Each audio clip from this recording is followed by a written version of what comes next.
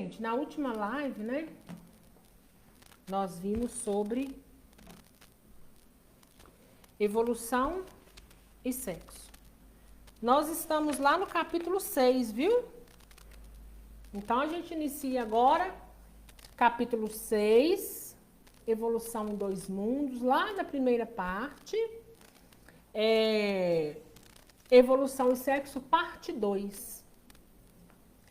Nós vimos no nosso último encontro a evolução, como lá no primitivo as algas saíram, né? As amebas saíram de uma reprodução assexuada para uma reprodução sexuada. A gente viu o nascimento de uma bactéria diferenciada, onde eles denominaram, e a ciência também denomina por Leptothrix, e o Leptothrix transforma-se, né, a partir do Leptothrix alimentando-se de ferro das rochas. A partir dali, um determinado momento, morre, nasce com ele também, tem-se com ele esse fator morte. Ele é levado no mundo espiritual, alterado ali, retornado, colocado de novo na natureza da Terra, dando origem às algas verdes, né?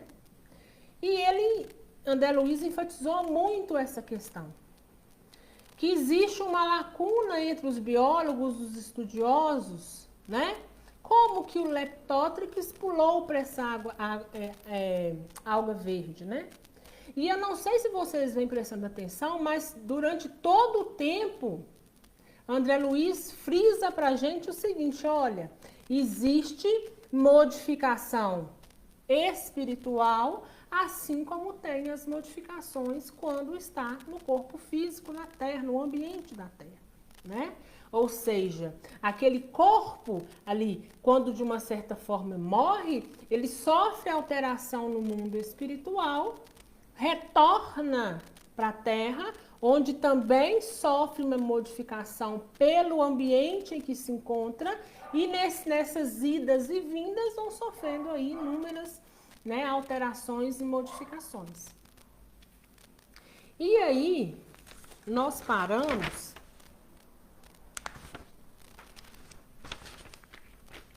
lá em filtros de transformismo, né, que nada mais é do que o reino primitivo, né? Então, os filtros de transformismo que foi vindo desde lá do Leptothrix, que foi sofrendo alterações, foi passando por filtros, né? Desde, sai da era vegetal, começa a entrar no animal e vai passando pelos filtros até chegar hoje em esse estado que é conhecido, né, pra gente, a nossa consciência. Nós temos consciência e discernimento de até hoje do ponto que nós estamos nessa classe, nessa espécie hominal, né? Então ele começa assim: o princípio inteligente, e a gente vai entender como a mônada, né? O princípio inteligente, ele é experimentado de modos múltiplos no laboratório da natureza. Então, ou seja, toda vez que ela é colocada na natureza, ela sofre, transforma, né? Ela sofre aí o quê? Uma modificação. Constituindo-se-lhe pouco a pouco organização físico-espiritual e traçando-lhe entre a terra e o céu a destinação finalista ou a destinação da evolução, né? Então, por que essa ida e vinda, modifica lá, coloca aqui, insere aqui, modifica aqui, para que possa, então, chegar na evolução, né? Ou seja, ir progredindo cada vez mais um pouquinho. Com o amparo dos trabalhadores divinos, fixa em si mesmo os seios vivos da reprodutividade que se definem e aperfeiçoam no regaço, né, no espaço dos milênios, deixando na retaguarda como filtros de transformismo não somente os reinos mineral e vegetal, institutos de recepção e expansão da onda criadora da vida em seu fluxo incessante, como também certas classes de organismos outros que passariam a coexistir os elementos em ascensão, qual acontece ainda hoje quando observamos ao lado da inteligência humana relativamente aprimorada, plantas e vermes que já existiam no pré-câmbrico inferior. Então, o que ele está dizendo para a gente aqui, mais uma vez, né? André Luiz frisa muito isso, em vários capítulos já que ele vem falando isso, né? Então, ele fala o seguinte, que a questão da reprodutividade, essa reprodução sexuada agora, né? Ela se instala a partir dessas algas verdes, né? E essas algas verdes vêm dessa mônada. E ele fala o seguinte, elas deixam para trás agora o reino mineral e o reino vegetal e vai se expandindo. E ele fala o seguinte, que a gente pode observar isso ainda hoje, né? Essas idas e vindas, a gente sabe que se a gente olhar para o lado, a gente vai encontrar os outros reinos. E isso ele está nos chamando a atenção para o quê? Ele nos chama a atenção que outros seres também estão em evolução, assim como nós. Deus está criando centelhas, mônadas, o tempo todo. Até que ela vai chegar aonde nós estamos hoje e nós vamos estar um pouco mais avançados. A gente sabe que demorou milhões e milhões de anos para a Terra ir acontecendo esses experimentos até chegar em nós, né? Até essa classe, essa espécie hominal. Então, quando hoje um vegetal, um animal irracional, os reinos em si também conseguirem se desenvolver, nós vamos estar muito mais à frente. E isso também deixa para a gente uma reflexão. Se Deus está criando o tempo todo centelhas, se o tempo todo está sendo criado mônadas e estão em desenvolvimento, quer dizer que na nossa frente também pode muito bem existir e existe seres muito mais evoluídos do que nós. Seres que já estiveram aqui na condição que nós estamos hoje, mas entre essas idas e vindas, que nada mais é do que as reencarnações, aprendendo, acertando, consertando, né? E reparando, vão também o quê? Evoluindo.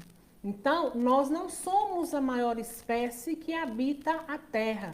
E nem tampouco é só a Terra que existe habitantes, mas outros planetas também existem esses habitantes.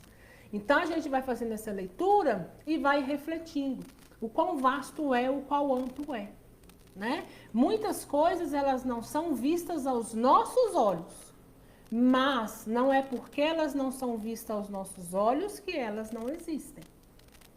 A maior prova disso que nós temos hoje nesse mundo moderno, que a gente não enxerga, mas a gente sabe que ela está aí, porque ela funciona, é a questão da internet.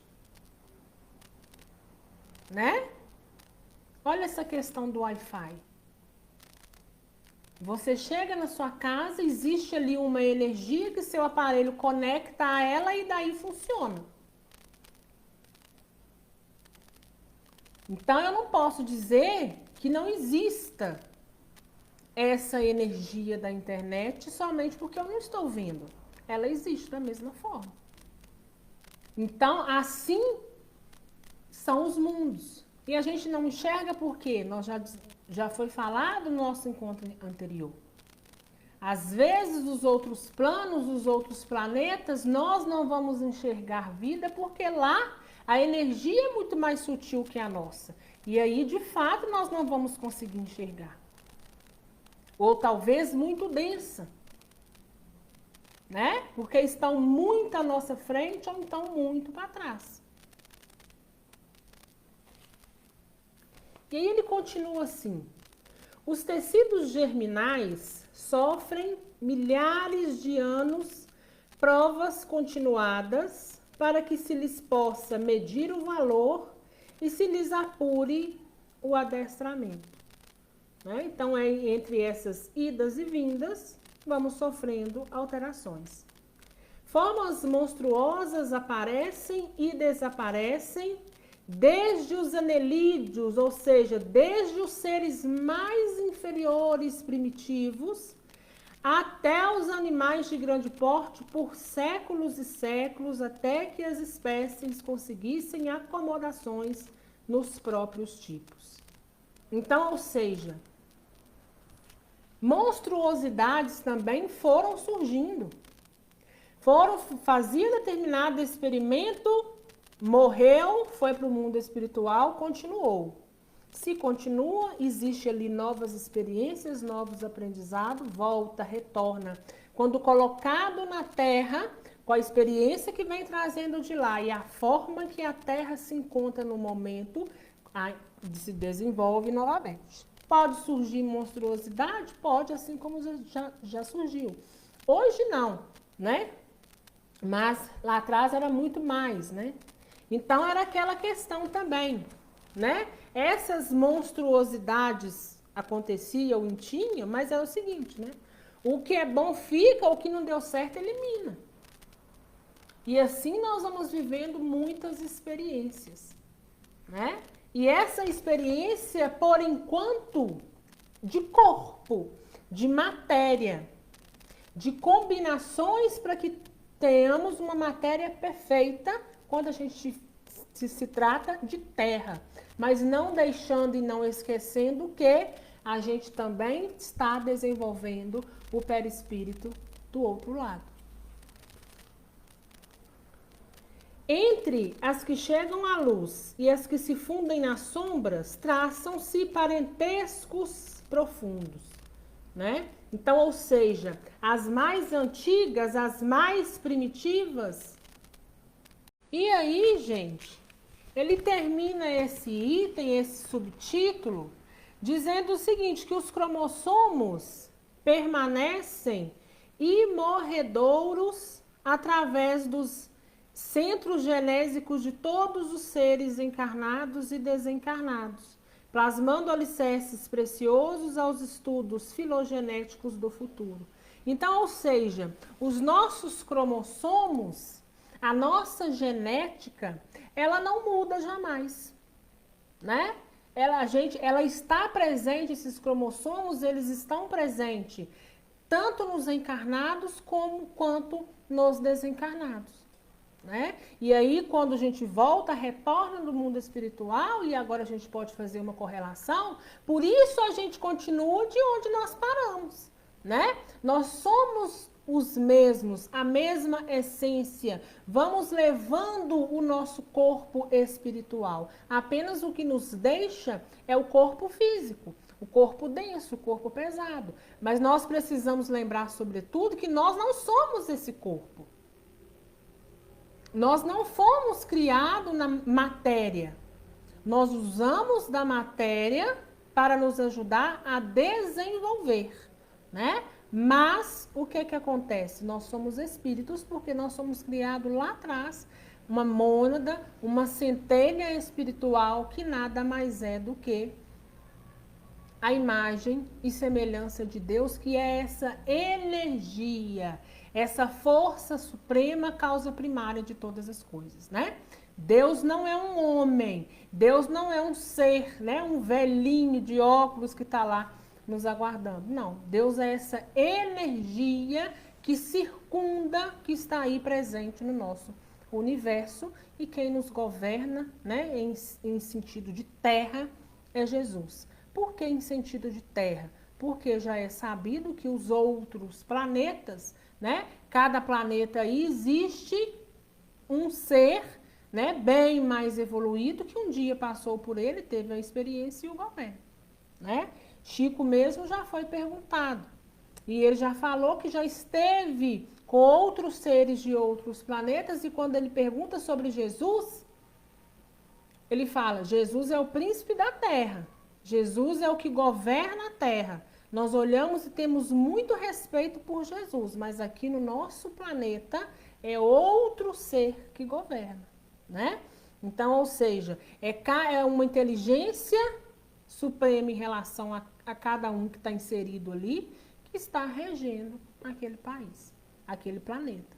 Então, nós temos aqui, no nosso planeta, nos governando, nos ensinando, nos ajudando, Jesus.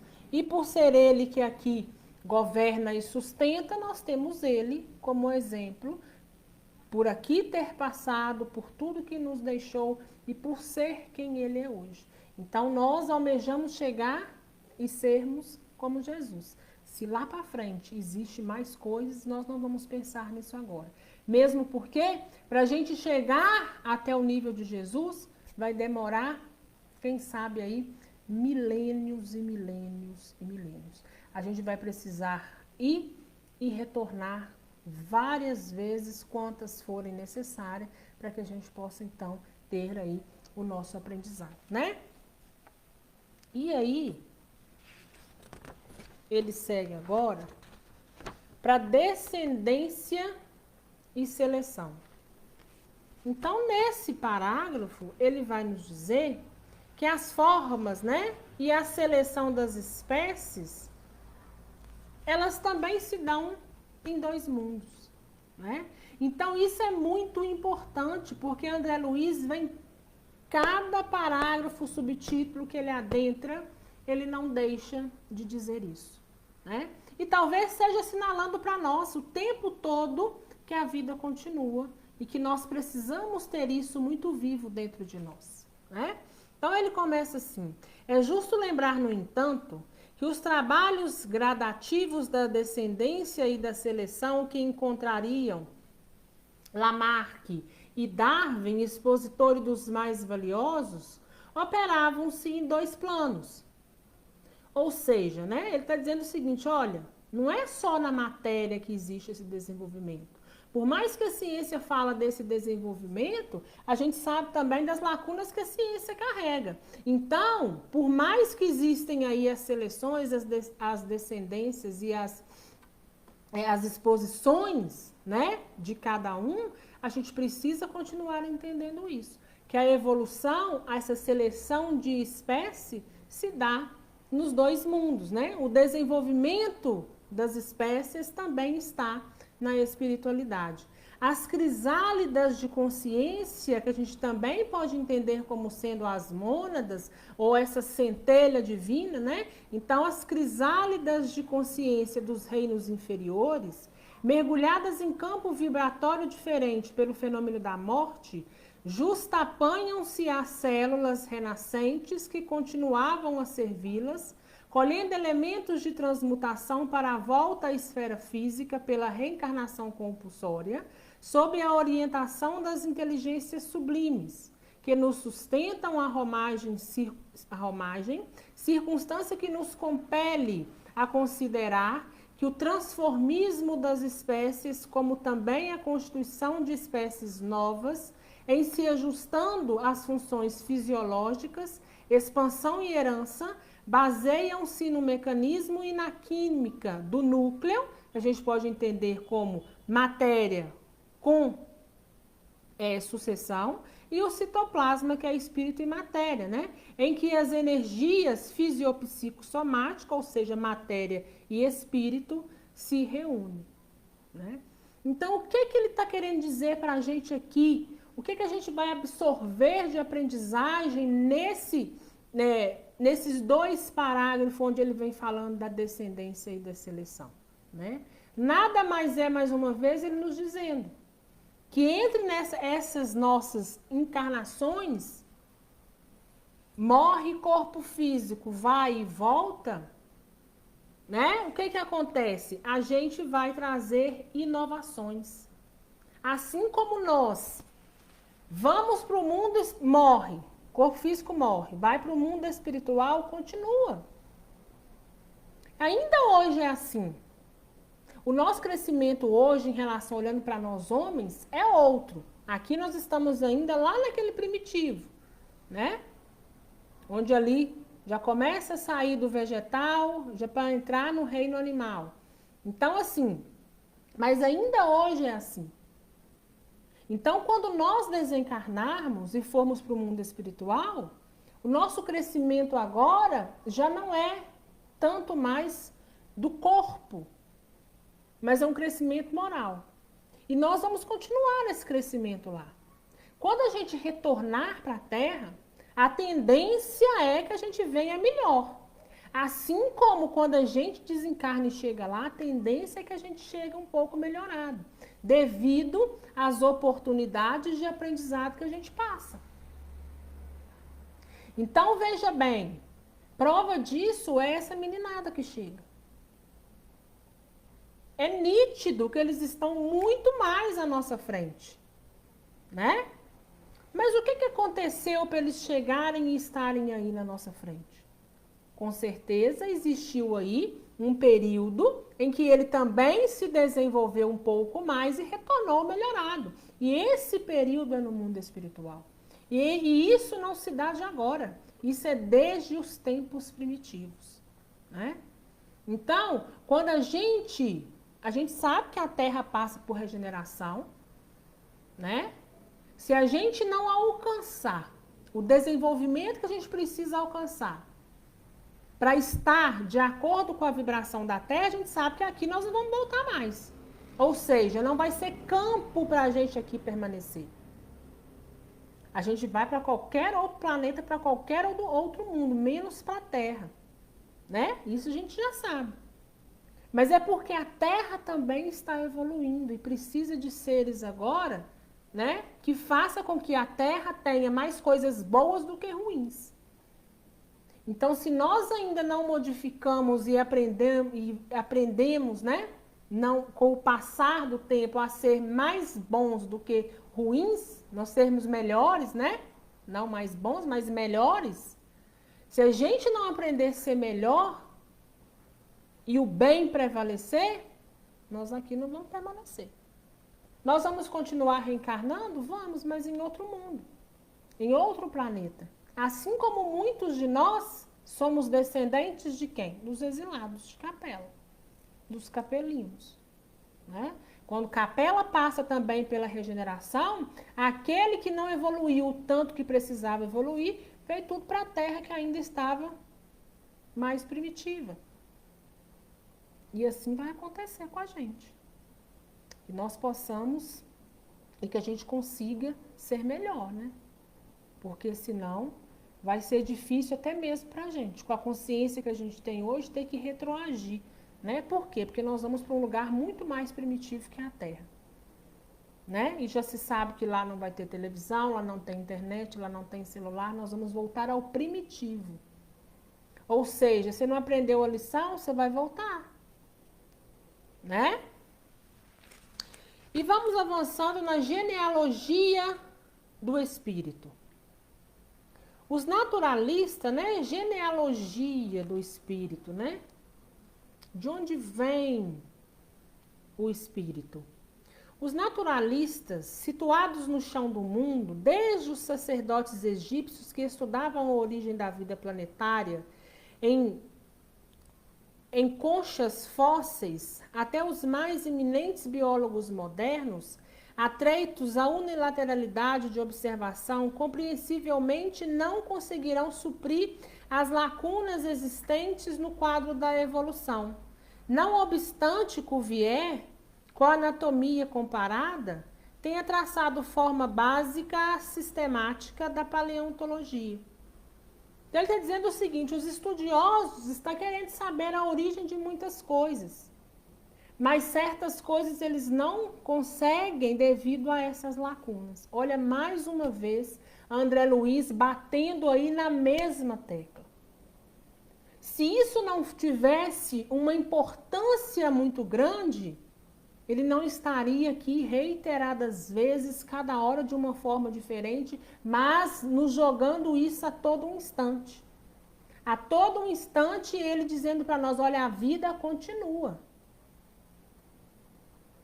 Né? A vida continua e daí a gente pode refletir e trazer para nós. Se a vida continua, o corpo físico morre. Se meu ente perdeu o corpo físico, ele continua espiritualmente. Porque nós não somos somente matéria. Nós somos matéria em um período temporário, mas na nossa essência nós somos espírito, somos, né, do mundo espiritual. Em verdade, porém, para não cairmos nas recapitulações incessantes em torno de apreciações e conclusões que a ciência no mundo tem repetido à sociedade, acrescentaremos simplesmente que as leis da reprodução animal, orientadas pelos instrutores divinos, desde o casulo ferruginoso do Leptótrix, através da retratação e expansão da energia nas ocorrências do nascimento e morte, de forma recapitulam ainda hoje na organização de qualquer veículo humano, na fase embriogênica, a evolução filogenética de todo o reino animal, demonstrando que, além da ciência que estuda a gênese das formas, há também uma genealogia do espírito. Da mesma forma que nós evoluímos em corpo físico, a gente evolui também em espírito. E ele dizendo pra gente, lá no embrião, lá no útero da mãe, quando tudo começa a se formar, nós passamos então por todas as fases, desde que nós entramos então no reino animal. Muito se sabe que em um determinado período gestacional, se olhar determinados embriões humanos com embriões animais, muitos se confundem entre si. Mas ali é mostrando para a gente cada fase que nos foi superada. E daí a mesma coisa que o nosso corpo humano, né, superou para chegar até aqui, o espírito também foi crescendo e foi então evoluindo. E tudo isso sob, é o que ele sempre fala, supervisão, orientação dos instrutores divinos.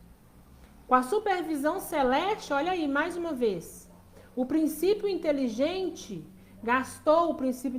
a mônada, né, gastou desde os vírus e as bactérias das primeiras horas do protoplasma na Terra, mais ou menos 15 milhões de séculos, a fim de que pudesse, como ser pensante, embora em fase embrionária da razão, lançar as suas primeiras emissões de pensamento contínuo para o espaço cósmico, né? Então a gente vê a grandeza de tudo, né? Como surge aí essa questão sexual, onde se inicia, né, a junção, a união de um polo positivo com um negativo, une-se, surge um ser. A partir desse ser, esse ser vai gerando outros seres. E por aí vai. E a gente vê a infinidade disso. Eu vou para o mundo espiritual, aprendo lá, venho para a Terra. Estou carregando genes e cromossomos também dos meus pais nesse corpo físico, dessa última encarnação? Estou. Mas eu também venho trazendo modificação de lá.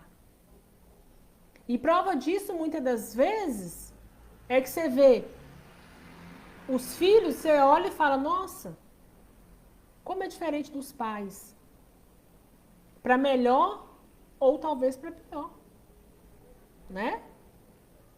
Porque a gente herdar somente a genética por si só não é o suficiente para denominar as nossas características. Porque nós já viemos com essa bagagem. E pegamos mais um pouco de bagagem do nosso pai e da nossa mãe e nos insere nesse ambiente. E inseridos no ambiente terra, existem inúmeros fatores de aprendizado. Cada um vai percorrer um caminho. E a partir do momento que a gente pega um pouquinho de cromossomo de um pouquinho de cromossomo de outro, para gerar o nosso corpo físico, para nos dar a oportunidade de aqui passarmos, começa então o nosso parentesco, né? A gente sempre vai carregar um pouquinho de cada um. Já foi dito que os cromossomos nós vamos levar, eles estão presentes nos encarnados e nos desencarnados. De formas diferentes, de matéria diferente, porque encarnado é corpo físico, é matéria. Corpo espiritual, perispírito é muito mais sutil. Né? É matéria, elementos muito mais diferentes, né, do que a gente aqui na Terra. Mas a gente vai levando. Né? Então a gente tem um pensamento, um estilo de vida, a gente vem com ele. Talvez com os nossos pais a gente vai pegando um pouquinho, vai modificando, vai melhorando. Por isso nós pais somos berço.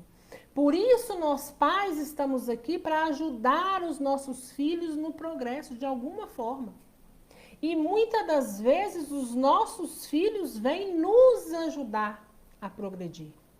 E é por isso que nós temos que olhar também para os nossos filhos com um olhar de oportunidade que Deus, que a espiritualidade, que essa inteligência que traz macro e micro, né, nos ajudando, nos deu como oportunidade de crescer ou de ajudar a crescer.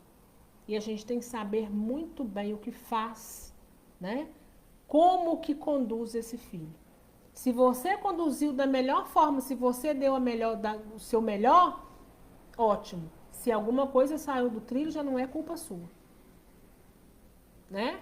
Mas, muito cuidado quando é omisso, quando cruza os braços, quando deixa acontecer. Né? Porque todos nós precisamos evoluir. E quando nós temos a consciência que a partir de um ato nosso, através do nosso livre-arbítrio, que é esse ato sexual, essa reprodutividade, vai gerar um novo ser, uma nova vida terrena, né? Porque a vida continua e ela já existia.